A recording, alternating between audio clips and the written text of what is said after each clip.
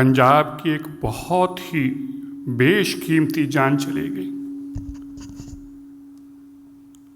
और वाहद इसलिए गई क्योंकि घटिया लोगों की घटिया राजनीति की भेंट चढ़ गई वो हमारे नौजवान दोस्त सिद्धू मूसेवाले की जान।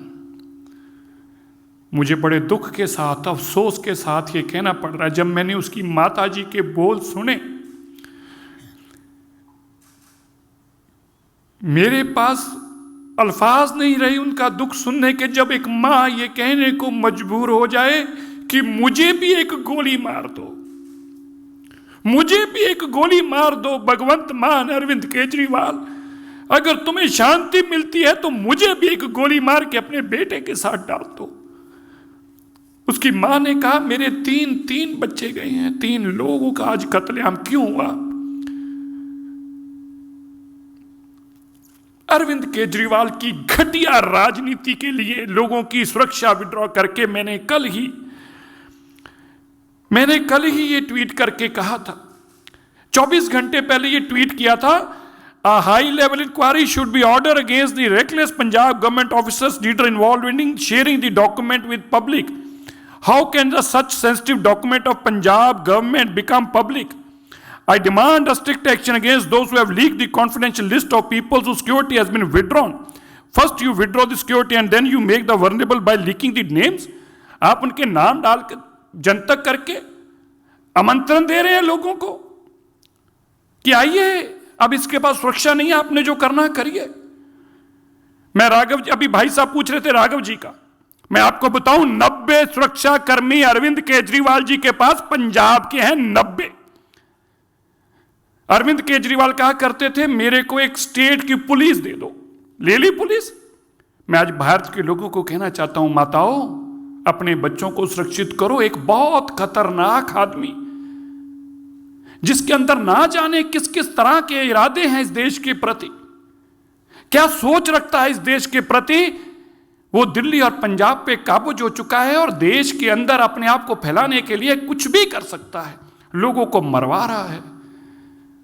अपनी रिमोट कंट्रोल से दिल्ली से सरकार चलाने की इच्छा रखने वाले राघव चड्ढा के पास 45 गनमैन हैं, 45।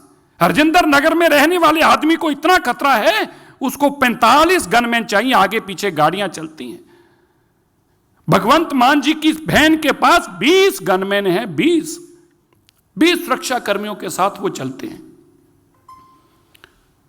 450 गनमैन हैं। आप सुनकर हैरान होंगे भाई, 450 गनमैन। आप सुनिए, मैं आज मीडिया को बताना चाहता हूं, और मेरी बात गलत है तो भगवंत मान अरविंद केजरीवाल जवाब दे इस बात का। 450 गनमैन, 12 लैंड क्रूजर गाड़ियां, 12 लैंड क्रूजर गाड़ियां, 2-2 करोड़ रुपए की 12 गाड़ियां, 32 स्कॉर्पियो, 18 जिप्सियां, ये भगवंत मान जी की सुरक्षा के अंदर है। पंजाब का खजाना लूटकर पंजाब के लोगों की पैसे की सुरक्षा अरविंद केजरीवाल दिल्ली में ले रहे हैं। अरविंद केजरीवाल केवल आज इन 3 बेशकीमती जानों के जिम्मेवार नहीं, बल्कि उनके कत्ल के लिए जिम्मेवार हैं। इनके ऊपर 302 में मुकदमा दर्ज होना चाहिए। Arvind Kejriwal should be booked for this murder. ये दिन दिहाड़े अरविंद केजरीवाल सुबह से लेके, कल से लेके आज उसके सारी वीडियो देखें, चिल्ला चिल्ला के कह रहा है, जगह जगह जाके कह रहा है मैंने सुरक्षा वापस ले ली, सुरक्षा वापस ले ली, सुरक्षा वापस ले ली। अरे पंजाब को तुम रिमोट से काबू करके ये पंजाब का हाल बना दिया, ये हालात बना दिया आपने। 2 महीनों के अंदर कितने सिंगरों की जान चलेगी, कितने कबड्डी प्लेयरों की जान चलेगी। नशा करते हुए 40 लोग मारे गए, 60 लोग, माफी चाहता हूं, 60 लोग नशे की भेंट चढ़ गए। और अरविंद केजरीवाल का सपना क्या है कि दिल्ली से मैं सरकार चलाऊंगा। मैं देश के लोगों को हाथ जोड़कर विनती करता हूं, देश के लोगों, ये अरविंद केजरीवाल का चेहरा देखो, ये किसी के बच्चे भी मरवा देगा। आज मैं नहीं कह रहा, आज सिद्धू मूसेवाल की माता जी ने जब कहा मेरे को तो मेरे पास अपना काबू नहीं रहा, जब मैं उनकी अब बात सुन रहा हूं, यार एक मां का आप दर्द सोच के देखिए, जिसका अकेला बेटा है, वो एक गंदी राजनीति, घटी लोगों की राजनीति की भेंट चढ़ गया। अरविंद केजरीवाल की सत्ता हथियाने की लालसा की भेंट चढ़ गया। अरविंद केजरीवाल, मैं मुख्यमंत्री बन जाऊं, मेरे हाथ में पंजाब हो, हरियाणा हो, यूपी हो, इसकी भेंट बच्चे चढ़ रहे हैं। आज आपके सामने ये नमूना है, आप देख रहे हैं क्या पंजाब किन हालातों में जा रहा है, और इसका जिम्मेवार अरविंद केजरीवाल। वहां अरविंद केजरीवाल और राघव चड्ढा जैसे लोग हैं जिनके मन में सत्ता हथियाने का इतना लोभ और लालच है, उसके लिए पंजाब को तबाही की लाइनों पर लेके आगे कुछ भी कर देंगे, लेकिन पंजाब को तबाह कर कर छोड़ेंगे। मैं आज जरूर कहना चाहता हूं, आप बताइए, मैं आपको देश के लोगों से आज पूछता हूं, मैं पंजाब के लोगों से आज पूछता हूं, राघव चड्ढा इंपॉर्टेंट है इस देश के लिए या Jathedar Akal Takht Sahib the supreme temporal authority of the Sikhs? Temporal authority of the Sikhs के तो गनमैन उतार दिए जाते हैं, कहा जाता है तुम्हें जरूरत नहीं है, हटाओ इनको यहां से, उनको बेइज्जत किया जाता है। और राघव चड्ढा 45 लोगों की गनमैन के साथ घूमता है। यह पंजाब ने आपको दिया, यह आप कह रहे थे मॉडल ऑफ गवर्नेंस, यह आपका मॉडल ऑफ गवर्नेंस है। आप कह रहे थे कि हम इनकलाब लाने वाले हैं, ये इनकलाब लाने वाले हैं कि बच्चों को मरवा देंगे उनकी सिक्योरिटियां हटाकर। यह देश में पहली बार हुआ। मैं तो यह भी कहना चाहता हूं कि सरकार को इसका संज्ञान, मैं जाऊंगा कोर्ट में, मैं आज कहता हूं मैं कोर्ट में भी जाऊं, कचहरी जाऊं, पर मैं सिद्धू मूसेवाला को आज एक बात, आज वो नहीं रहा, उसके परिवार को और उसको भी कहना चाहता हूं, जिन लोगों ने तेरी सिक्योरिटी वापस करके बाजार में तेरे डॉक्यूमेंट डाले हैं उनको उसका सबक सिखाएंगे। ऐसे घटिया लोगों की जेल की सलाखों के पीछे छोड़ के आएंगे। और ये घटिया राजनीति जो अरविंद केजरीवाल जी कर रहे हैं, इसको भी एक्सपोज करके दुनिया को बताएंगे और इसके ऊपर भी मुकदमा दर्ज कराएंगे। आज उन 3 जानों का अगर कोई जिम्मेवार है वो अरविंद केजरीवाल, राघव चड्ढा है। इनके ऊपर कार्रवाई होनी चाहिए। पंजाब पुलिस इन पे कार्रवाई करके इनको बंद करे, जिन्होंने पंजाब के बेगुनाह लोगों को मरवाने के लिए सड़कों पे छोड़ दिया।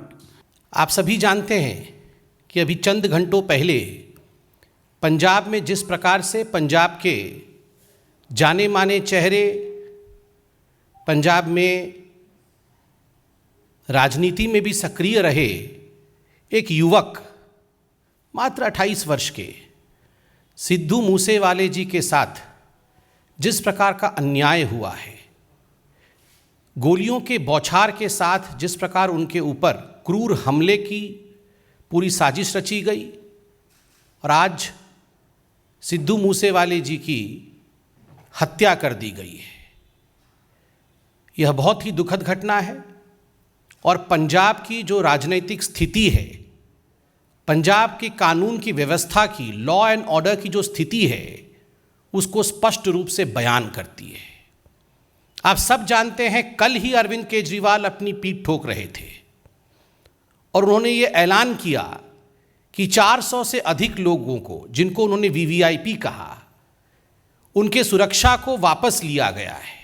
और आज मैं सुन रहा था हरियाणा में भी और अन्य स्थानों में भाषण देते हुए अरविंद केजरीवाल जी के नेता और खुद अरविंद केजरीवाल जी इसकी वाहवाही लूट रहे थे।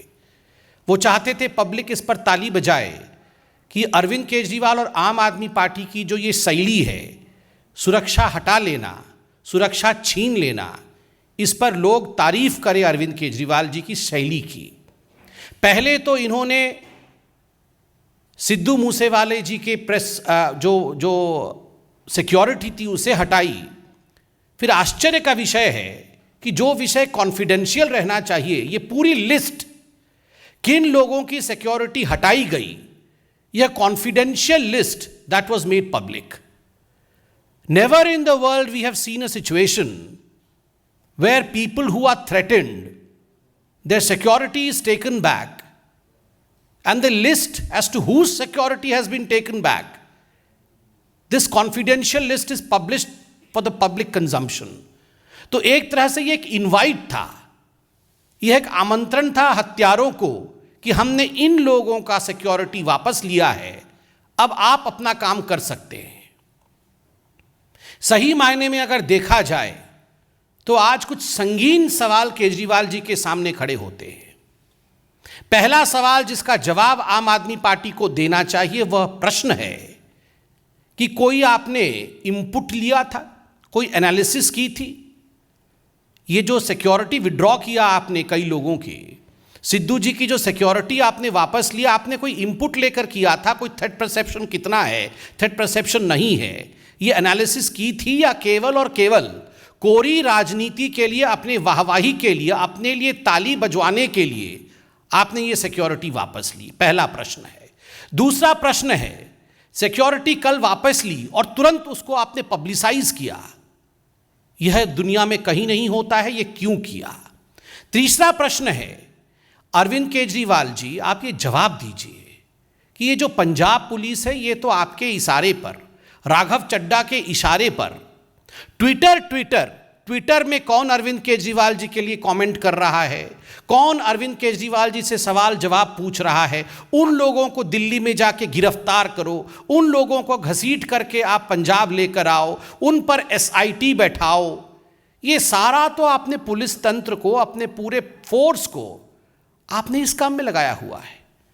अगर आपकी फोर्स वास्तविक रूप में जमीन में काम करती तो आज ये नौबत नहीं आती, ये दुखद घटना आज नहीं होती। स्पष्ट रूप से मैं कहना चाहूंगा, और ये बहुत दुखद है, मेरे साथ सिरसा साहब है, वो खुद पंजाब के हैं, वो तफसील से आपको ये पूरा विषय बताएंगे।